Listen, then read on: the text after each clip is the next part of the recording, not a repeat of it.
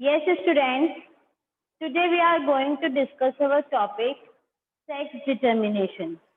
ठीक है, तो सेक्स डिटर्मिनेशन में हम जब पढ़ेंगे तो हम ये देखेंगे कि किस तरीके से लिविंग ऑर्गेनिजम्स में और हमारे सिलेबस में है ह्यूमंस के बारे में, तो हम बात करेंगे कि किस तरीके से ह्यूमन बीइंग्स के अंदर सेक्स डिटरमाइन होता है। ठीक, तो मैंने आप सबको बताया था कि जो हमारा हेरिडिटी वर्ड है, हेरिडिटी क्या होता है, यानी इनहेरिट करना कैरेक्टर्स को, यानी इनहेरिटेंस पढ़ते हैं हम हेरिडिटी में।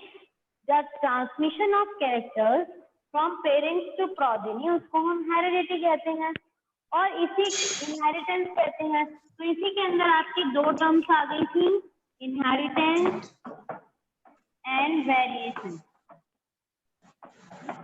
ठीक है, तो इनहेरिटेंस का मतलब है कैरेक्टर्स का ट्रांसमिट होना from one generation to another generation, और वेरिएशन का मीनिंग क्या है, यानी कि चेंजेस आना।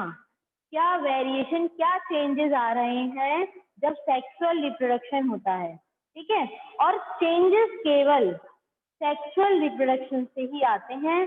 अगर हम एसेक्सुअल रिप्रोडक्शन के बारे में बात करेंगे तो वहां पे चेंजेस नहीं आते। ठीक, एसेक्सुअल रिप्रोडक्शन से जितने भी इंडिविजुअल्स बनते हैं हम उन्हें क्लॉन्स कहते हैं, because they are exact copies of their parents. तो ये क्लॉन्स होते हैं। और जो सेक्सुअल रिप्रोडक्शन से आते हैं तो वहां पे जेनेटिक मटेरियल का, टू पेरेंट्स के जेनेटिक मटेरियल एक्सचेंज होते हैं, जिसकी वजह से वेरिएशन आते हैं। तो अब इसी के अंदर हम बात करते हैं, पहले हम अपनी जनरल लैंग्वेज से लेकर चलेंगे कि अभी तक भी मतलब क्या होता है जनरली, कि अगर गर्ल चाइल्ड की बर्थ हो रही है तो उसको मतलब उससे बहुत ज्यादा खुश नहीं होते पेरेंट्स, ग्रैंड पेरेंट्स, या विलेजेस में अभी भी ऐसी सोच है कि उस लेडी को, जिसके गर्ल चाइल्ड जिसके हुई है, उसको बहुत ज्यादा कहा जाता है कि बेटी हुई है या उसको पोसा जाता है, लेकिन कंप्लीटली पूरी तरीके से उसका कोई भी रोल नहीं होता सेक्स डिटर्मिनेशन में। यानी फीमेल चाइल्ड होगी या मेल होगी तो वो डिटरमाइन करने का रोल होता है मेल के पास। ठीक, तो मेल जो होते हैं वो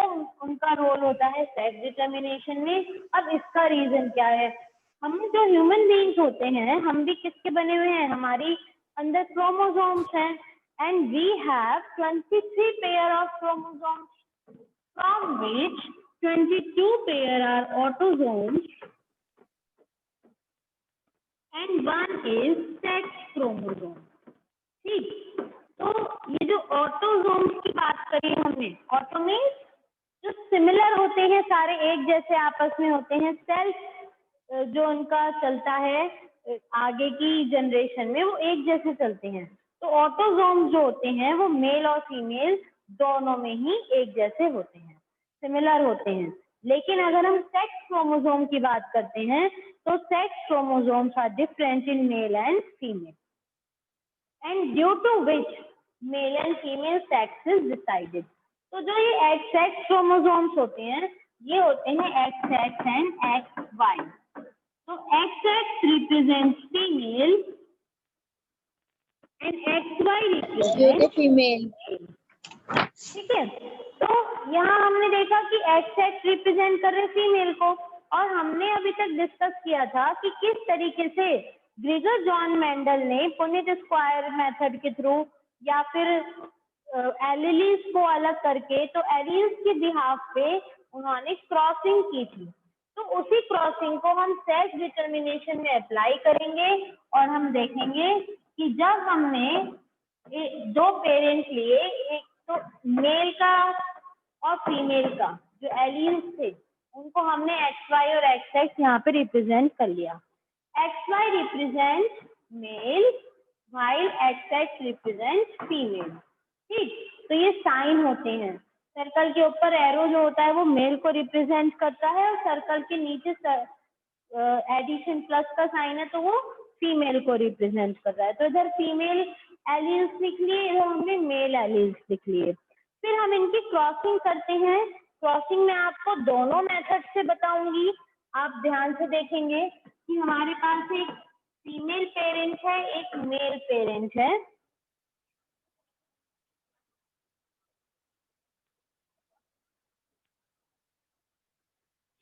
तो यहाँ हम देखेंगे इनके एलील क्या बन जाएंगे, XX, और यहाँ बन जाएंगे XY। ठीक, तो जब हम फर्स्ट जनरेशन के लिए क्रॉस करेंगे तो ये बन जाएगा XX, XX, फिर से आ जाएगा XX, इस वाले X से,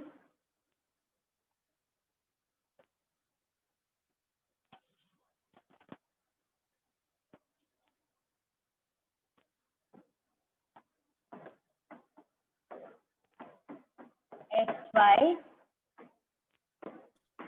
XX, XY। ठीक है, तो ये हमारे पास आ जाते हैं फर्स्ट जनरेशन में प्रोजेनी। यही हम पुनेट स्क्वायर मेथड से देखेंगे। ये है XX, XY, XX and XY। तो यहाँ पॉसिबल जीनोटाइप और फिनोटाइप रेशो जो होगा वो बिल्कुल सेम होगा, 2:2, या जिसको हम 1:1 भी कह सकते हैं। ठीक, XX रेशो XY, यानी दो पॉसिबिलिटीज हैं कि XX आएगा और दो ही पॉसिबिलिटी है कि XY आएगा। तो इससे हमें पता चलता है कि 50% चांसेस मेल प्रोजेनी के हैं और 50% चांसेस ही फीमेल प्रोजेनी के हैं। और Y की प्रेजेंस हमें मेल रिप्रेजेंट करती है, तो Y क्रोमोसोम केवल मेल से ही आता है, और फीमेल से दोनों एक्स आते हैं। तो उनका कोई सा भी एक्स आ जाए फीमेल का, उस पर डिपेंड नहीं करेगा सेक्स, डिपेंड करेगा कि मेल से एक्स आया है या वाई आया है। तो it depend on the allele या chromosome of male that the progeny which is obtained from the parental generation is male or female. Okay, तो ये है हमारा सेक्स डिटर्मिनेशन, जिसमें हम क्रोमोसोम, ऑटोसोम और सेक्स क्रोमोसोम के बारे में बात करते हैं। ठीक है, तो यहाँ हम एक टर्म का और यूज करते हैं जब हम मेल्स की बात कर रहे हैं, तो उनके दोनों गैमेट्स अलग हैं, एक एक्स है और एक वाई है, तो उनके लिए हम टर्म का यूज करते हैं heterogametic, that males are heterogametic but females are homogametic in nature, क्योंकि वहां पर दोनों ही क्रोमोसोम्स सेम है, एक्स एक्स है।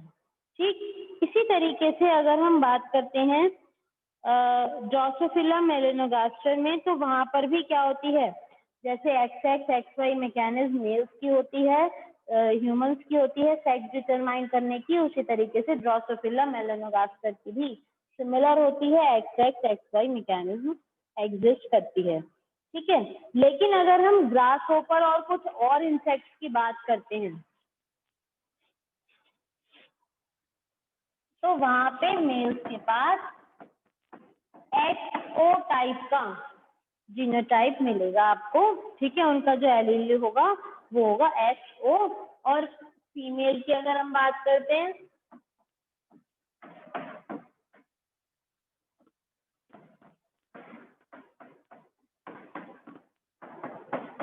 तो ये आपको ग्रास होपर और कुछ और इंसेक्ट्स में इस तरीके का जीनोटाइपिक और फिनोटाइपिक रेशो मिलता है। ठीक है, तो this is all about sex determination.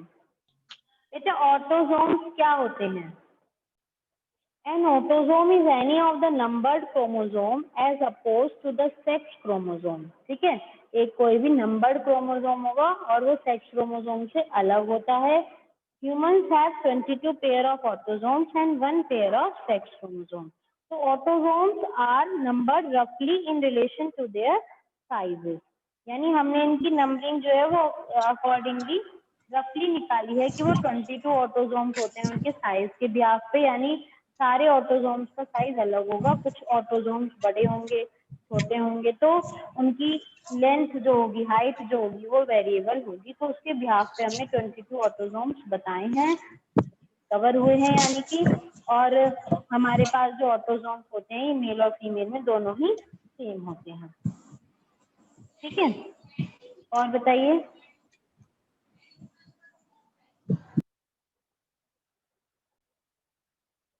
हम इसमें ये भी कह सकते हैं कि an autosome is any chromosome that is not a sex chromosome. Sex chromosome से अदर बाकी सारे ऑटोसोम्स होंगे। The members of an autosome pair in a diploid cell have the morphology unlike those in allosome pair. यानी morphology जो होती है इनकी अलग होती है, और जो डीएनए होता है ऑटोसोम्स का वो होता है आपका एग्जिस्ट करता है ऑटोसोम्स के अंदर DNA deoxy ribose nucleic acid. ठीक।